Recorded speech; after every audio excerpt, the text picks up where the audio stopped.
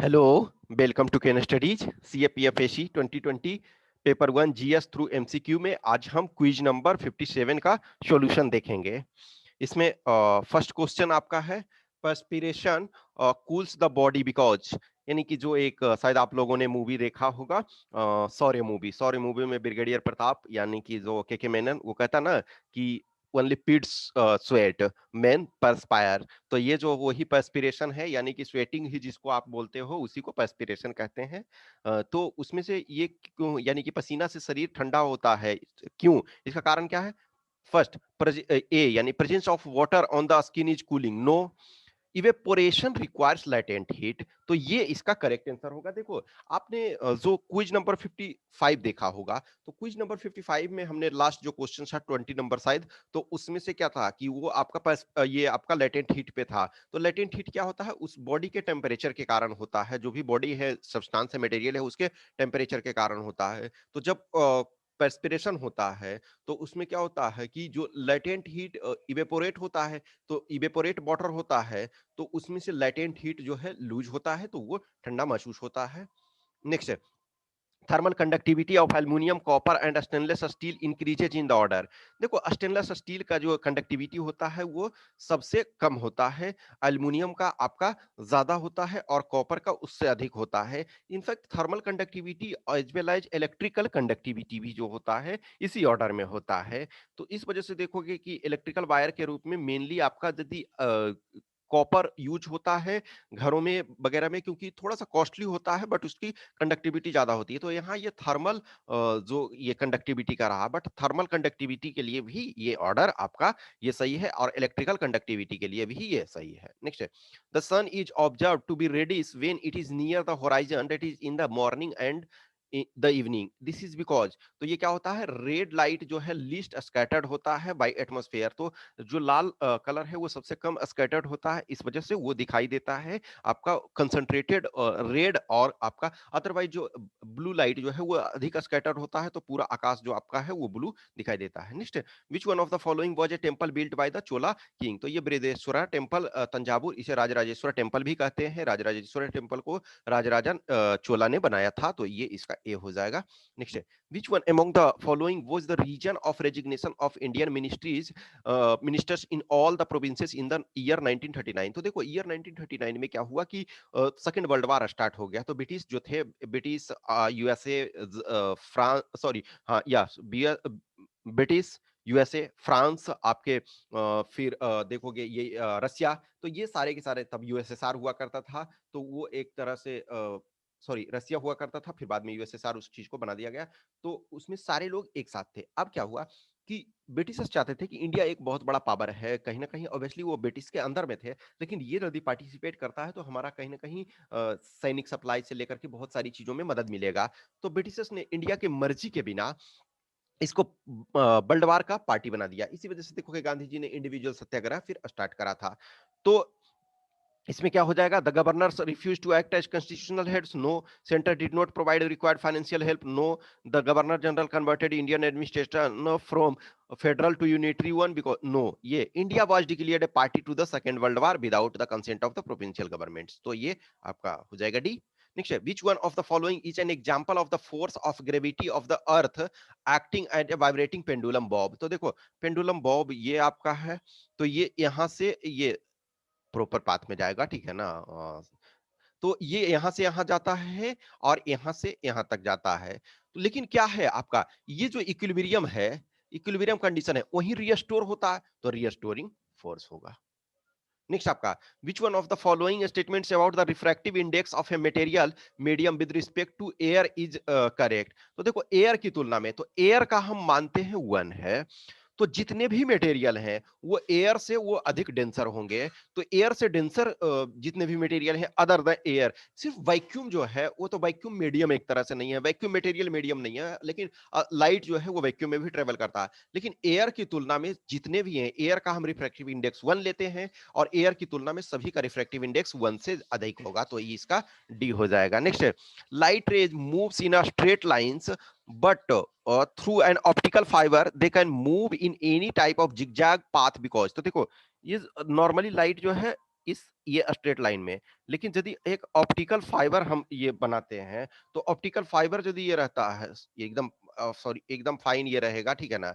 तो इसमें से ये इस ढंग से मूव करता है। तो जिगजैग में क्यों मूव करता है? क्योंकि सक्सेसिव टोटल इंटरनल रिफ्लेक्शन होता है।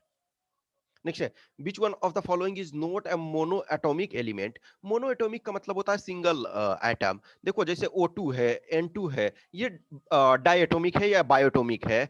कुछ जैसे होता है सल्फर, मान के चलो है, तो सल्फर S8 के फॉर्म में होता है, यानी कि 8 एटम इसमें होते हैं। तो कॉपर सिंगल होता है यानी मोनोएटॉमिक है, हीलियम मोनोएटॉमिक है, आयोडीन शायद I7 होता है, I am not sure exact, लेकिन शायद I7 या समथिंग होता है। तो जो आपका आयोडीन है वो सिंगल मोनोएटॉमिक नहीं है, तो यही आपका आंसर हो जाएगा। बेरियम भी मोनोएटॉमिक है, तो यही आपका आंसर हो जाएगा कि ये मोनोएटॉमिक नहीं है। नेक्स्ट है, which one of the following was the first mineral acid discovered. तो फर्स्ट मिनरल डिस्कवर्ड, जो एसिड मिनरल डिस्कवर्ड किया गया, वो सल्फ्यूरिक एसिड है, H2SO4। नेक्स्ट है, which one of the following is not a reason of decrease in biodiversity. तो biodiversity देखो, जितना बायोडाइवर्सिटी अधिक होगा उतना अच्छा है। इनफैक्ट इंडिया जो है one of the mega diverse country है, along with some other. Total 17 mega diverse country अभी तक ये उस फाइंड किया गया, मींस उसको डिक्लेयर किया गया, फाइंड नहीं इनफैक्ट कहोगे, डिक्लेयर किया गया। तो कौन कह रहा है कि डिक्रीज इन बायोडाइवर्सिटी का फैक्टर नहीं है? तो लार्ज स्केल डिफॉरेस्टेशन, वनों की कटाई बहुत मात्रा में करोगे तो ऑब्वियसली है वो बायोडाइवर्सिटी कम होगा, तो ये होगा। Exploitation of forest produce, yes, जो वन उपज का बहुत दोहन करोगे तो वो भी तब भी होगा। मेंटेनिंग सैक्रेड ग्रोव्स, यानी पवित्र वनों का रख रखाव, तो इनफैक्ट बायोडाइवर्सिटी इससे इंक्रीज होगा, इससे डिक्रीज नहीं, इससे इंक्रीज होगा, तो यही आपका आंसर हो जाएगा। इंक्रोचमेंट इन फॉरेस्ट एरिया में अतिक्रमण करोगे तो ये भी होगा, तो यानी कि ये आपका आंसर हो जाएगा, क्योंकि इनफैक्ट जब मेंटेन आप सेक्रेड ग्रोव्स को करोगे तो ये फायदा होगा बायोडाइवर्सिटी के लिए, बायोडाइवर्सिटी को इंक्रीज करेगा। नेक्स्ट है, which one among the following statements pertaining to the president's term of office is not correct। तो करा नोट करेक्ट, इसका ध्यान रखना। President holds the office for a term of 5 years, yes, unless otherwise कुछ ऐसा होता है, या तो इम्पीचमेंट उनको किया जाए, या उनका डेथ हो जाए, या फिर वो अपनी मर्जी से रेजिग्नेशन दे दें, या जो भी कुछ रीजन है, तो अदरवाइज नॉर्मल में 5 years उनका रहेगा। नेक्स्ट है, the president may be removed from the office by way of impeachment, yes, impeachment के द्वारा उन्हें हटाया जा सकता है। The president may resign before the expiration of his her term by writing to the speaker of Lok Sabha. तो देखो यहां तक सही है, रेजिग्नेशन दे सकते हैं, लेकिन ये लोकसभा के स्पीकर को नहीं, वाइस प्रेसिडेंट को, वाइस प्रेसिडेंट को। तो ये आपका सी आंसर हो जाएगा, क्योंकि सी गलत है। नेक्स्ट है, the president shall notwithstanding the expiration of his or her term continues to hold office until his or her successor enters upon his or her office, yes, यदि मान के चलो किसी कारण से 5 वर्ष कंप्लीट होने पर प्रेसिडेंट का इलेक्शन नहीं हो पा रहा है किसी भी कारण से, तो ये प्रेसिडेंट, जो प्रेजेंट प्रेसिडेंट है, वो बने रहेंगे जब तक कि नए प्रेसिडेंट का इलेक्शन नहीं हो जाता है। तो ए, बी और डी सही है, सी आपका गलत है। नेक्स्ट है, which one of the following states is plan to host the Khelo India youth games. तो खेलो इंडिया यूथ गेम जो होगा वो हरियाणा के द्वारा ये ऑर्गेनाइज किया गया 2021 में, इनफैक्ट ओलंपिक गेम के बाद ये किया जाएगा। नेक्स्ट है, which one of the following statements about the revolt of 1857 is correct. तो it was a revolt carefully organised and planned by the raja nawab and taluqdars. देखो सारे लोग इसमें पार्टिसिपेट नहीं किए, इनफैक्ट उन लोगों ने ही पार्टिसिपेट किए जिनका स्टेट खतरे में था, या कुछ जैसे बहुत सारे एरिया में जिनको हड़प लिया गया राज्य, तो सारे लोग पार्टिसिपेट नहीं किए, और ये केयरफुली ऑर्गेनाइज्ड और प्लान नहीं किया गया था, इसी वजह से ये कहीं ना कहीं फेलियर हुआ। तो फर्स्ट गलत हो गया। Rumours and prophecies did not play any role in the outbreak. In fact इसने रोल प्ले किया, जो है कि अफवाह और भविष्यवाणी की, भाई अब ब्रिटिशर्स जो है यहाँ से निकल जाएंगे, बहुत सारी चीजें किया गया प्रोफेसी, तो ये किया गया, तो ये भी गलत हो गया। द रिवेल proclamations in 1857 repeatedly appeal to all sections of the population irrespective of their caste and creed, yes, in fact सारे कहते हैं ना कि ब्रिटिशर्स को पहली बार खतरा लगा कि जो गाय को मां मानते हैं और जो गाय को खाने वाले हैं, यानी हिंदू और मुस्लिम दोनों एक साथ, जैसे डंका साह, यानी कि बेगम हजरत महल, वीर कुंवर सिंह, रानी लक्ष्मीबाई, हर लोगों ने ये पार्टिसिपेट किया, और हर के सैन्य, सपोज मान के कोई हिंदू रूलर है, तो हिंदू रिबेल है तो उसके लिए मुस्लिम वर्क कर रहे हैं, मुस्लिम है तो हिंदू वर्क कर रहे हैं, सब लोग पार्टिसिपेट उस चीज से किए। हाँ, पूरा इंडिया नहीं पार्टिसिपेट किया, लेकिन जिस एरिया में पार्टिसिपेट किए तो सब लोगों ने ये किया।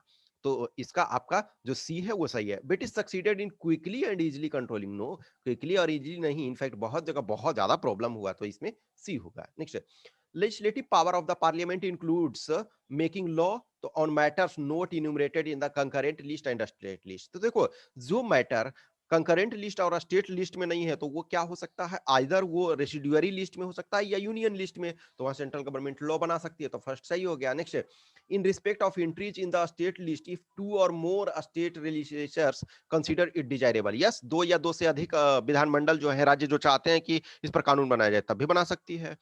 नेक्स्ट है, for implementing any treaty agreement or convention with any country even if it falls in the state list, मान के चलो जैसे बांग्लादेश के साथ, तो वेस्ट बंगाल के एग्री नहीं भी हो रहा है तब भी सेंट्रल गवर्नमेंट जो है वो यानी पार्लियामेंट लॉ बना सकती है, तो इंटरनेशनल रिलेशन को मेंटेन रखने के लिए भी बनाया जा सकता है, वो स्टेट लिस्ट में पड़ेगा तब भी, तो डी इसका आंसर हो जाएगा 1 2 एंड 3। नेक्स्ट है, मैच करना है list 1 and list 2 and select the correct answer using the code given below the list. तो देखो इसमें जो आपको पता है उस चीज को लिखो। देखो लिंगराज टेम्पल भुवनेश्वर में है तो 2 का 1 होगा, तो 2 का 1, तो अब इसका मतलब है कि ए और डी हट गया। अब देखो कंदरिया महादेव, तो कंदरिया महादेव क्या है, खजुराहो में है, तो देखो सी का 2, तो सी का 2 दोनों में है, तो अभी हमारा ये नहीं होगा। अब दिलवारा, दिलवारा आप माउंट आबू में देख रहे हो तो डी का 3 हो जाएगा, तो ऑब्वियसली नो डाउट अब जो कैलाश नाथर होगा वो कांचीपुरम में ही हो जाएगा, तो आपका ये हो गया ए का 4, आपका बी का 1, सी का 2 और डी का ये आपका 3, तो ये आपका बी आंसर हो गया।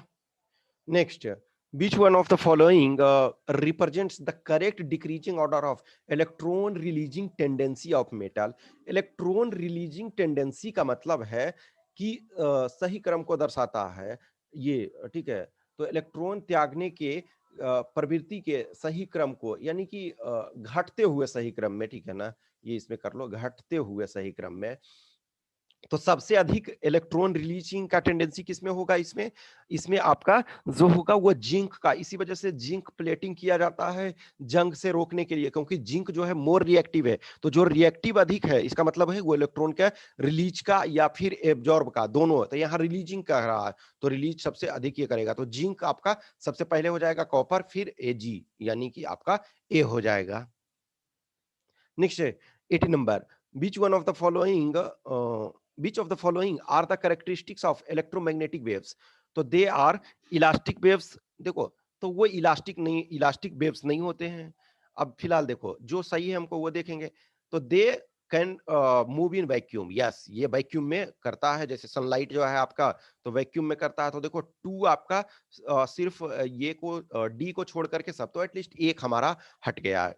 they have electric and magnetic components which are mutually perpendicular, yes, तो they are ये इलेक्ट्रिक एंड मैग्नेटिक कंपोनेंट्स हैं which are mutually perpendicular, तो ये स्टेटमेंट भी सही है, तो 2 और 3 सही है, तो देखो अब ये भी 3 सही है, तो ये भी अब, तो अब जो हमारा दारोमदार है, या तो हम देखो ए को जाने या 4 को जाने, तो देखो they move with a speed equal to 3 lakh metre per second, देखो ये 3 लाख मीटर नहीं होता है, किलोमीटर होता है, किलोमीटर पर सेकेंड, तो ये आपका 4 गलत हो गया, तो ये आप ये नहीं भी जान रहे थे, इसका मतलब ये इलास्टिक वेव नहीं है। तो देखो अब इस ढंग से इस क्वेश्चंस को यदि देखोगे, इस क्वेश्चन को, तो कहीं ना कहीं यही सारी चीजों को आपको इंटर रिलेट करना है, जो मैं 1500 क्वेश्चन ये कर रहा हूं, तो वही आप जितना इसको इंटर रिलेट कर पाओगे उतना सही होगा, तो हम ये समझ गए कि सी आपका आंसर सही है इसमें से। 19 number question, which of the following statements about ring of fire is are correct? तो ये पैसिफिक ओशन में आपका रिंग ऑफ फायर है, पैसिफिक रीजन में, तो आपका फर्स्ट स्टेटमेंट इसमें, it is a zone of convergence plate boundary, सही है। It is an active seismic and volcanic zone, सही है, यहाँ बहुत ज्यादा भूकंप आते हैं, वोल्कानिक इरप्शन होता है। It is associated with deep trench, सही है, ये तीन के तीनों इसमें से सही है, तो डी इसका आंसर हो जाएगा। लास्ट क्वेश्चन इसमें, which one of the following Himalayan vegetation species is found between the altitude of 1800 to 2600 meters? तो ये इसमें देवदार पाए जाएंगे, ये डायरेक्ट एनसीईआरटी से आपका डायरेक्ट है, ठीक है। तो ये 20 क्वेश्चंस हो गए। इस 20 क्वेश्चंस के आंसर की यहाँ दिए हुए हैं। I hope you enjoyed this session. Keep continue with your preparation. Okay, thank you.